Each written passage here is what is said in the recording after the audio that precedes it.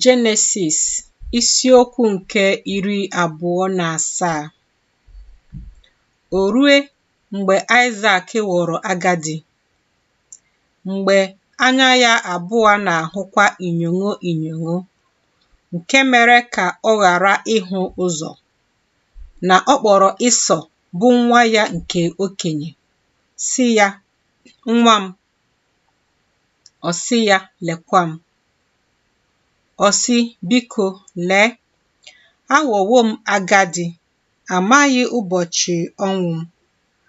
Ma ugbu a, biko, chịrị ihe gị, bụ akpa akụ gị na ụta gị, pụọ jee ọhịa, chụtara m anụ nchụta, siere m nri ụtọ dịka nke m hụrụ n'anya, butekwara m, ka m wee rie, ka mkpụrụ obi m wee gọzie gị tutu mụ anwụọ."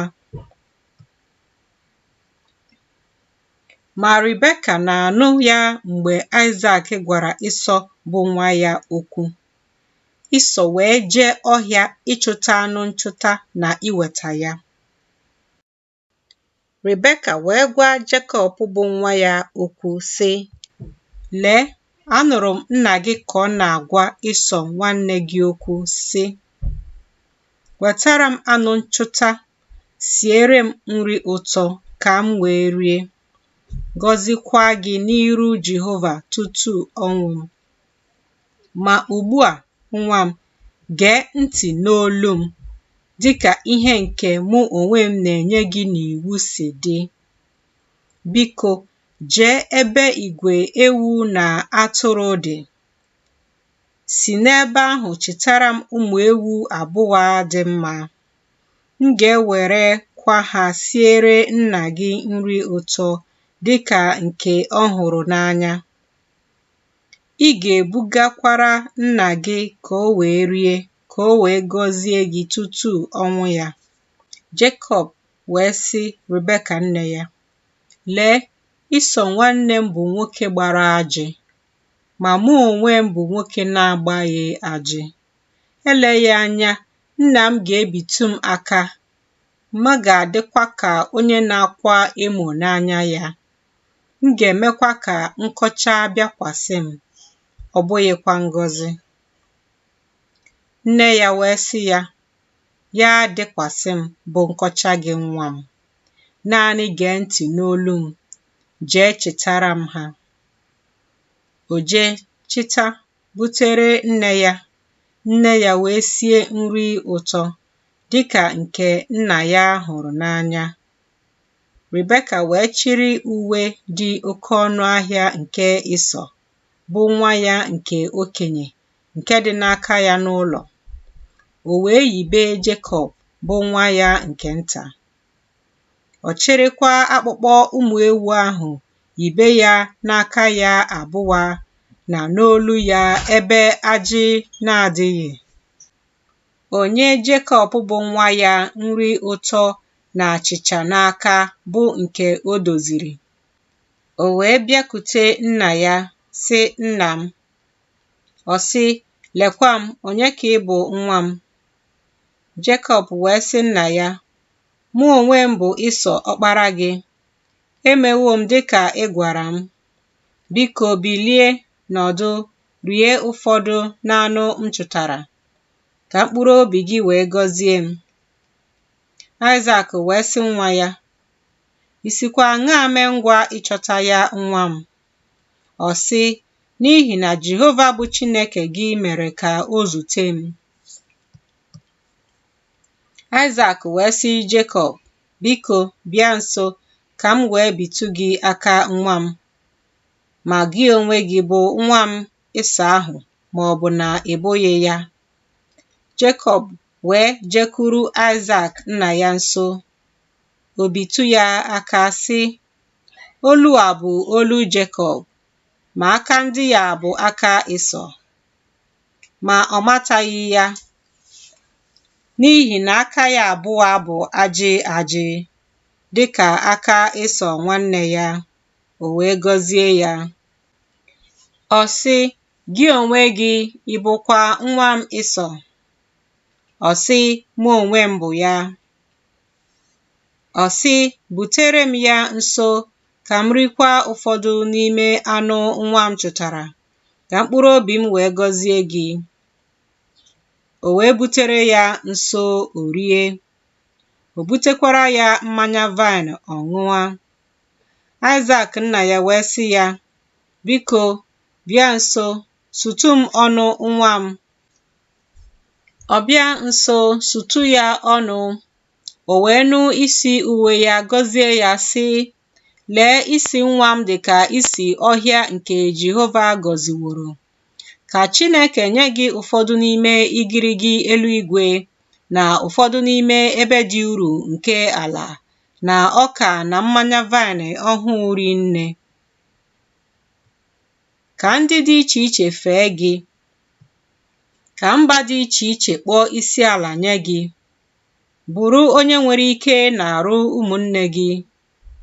Ka ụmụ nke nne gị kpọkwa isi ala nye gị. Ka onye ọbụla nke na-abụghị ọnụ bụrụ onye a na-abụ ọnụ. Ka onye ọbụla nke na-agọzi gị bụrụkwa onye a gọziri agọzi.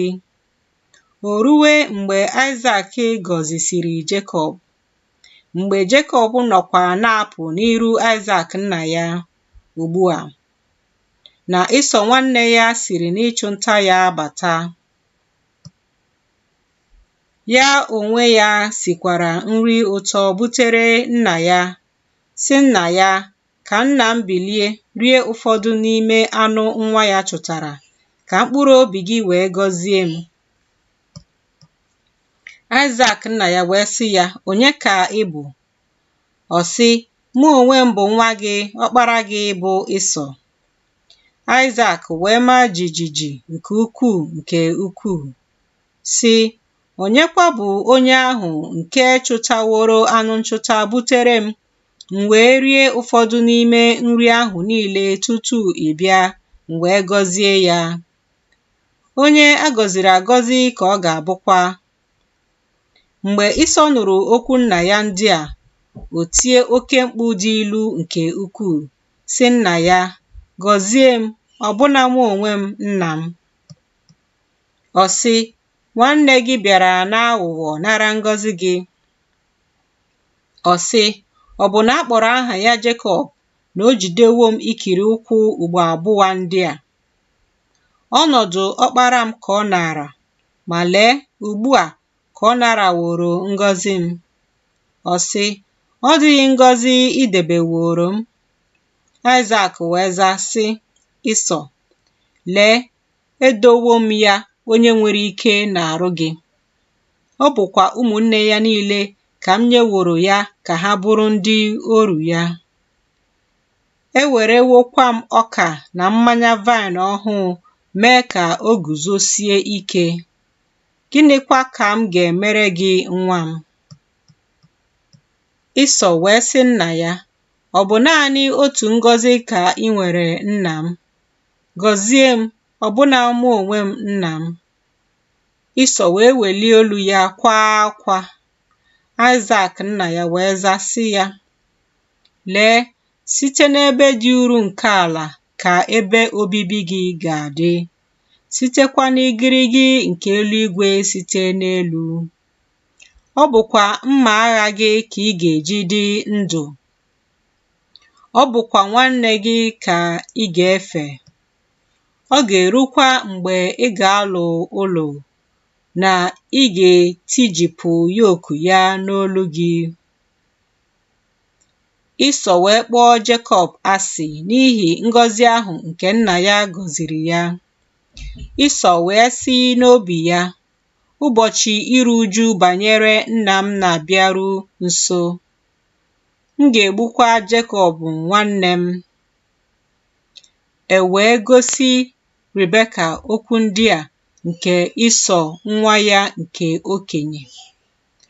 Ozie kpọọ Jekọb bụ nwa ya nke nta, sị ya, lee, Ịsọ nwanne gị na-akasi onwe ya obi banyere gị, na-ezube igbu gị. Ma ugbu a, nwa m, gee ntị n'olu m. Bilie, gbakwuru Leban bụ nwanne m nwoke, rue Heran.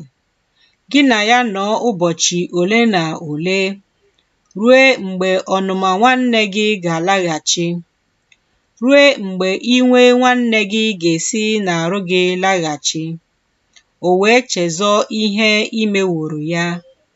M ga-ezigakwa si n'ebe ahụ kulata gị. N'ihi gịnị ka m ga-ejikwa gbara aka unu abụọ bụ ụmụ m n'otu ụbọchị?” Rebeka wee sị Aịzak, “Ike ndụ m agwụsiwo m site n'iru ụmụ ndị inyom Het. Ọ bụrụ na Jekọb lụrụ nwunye sitere n'ụmụ ndị inyom Het dịka ndị a, bụ site n'ụmụ ndị inyom ala nke a, uru gịnị ka ndụ bara m?”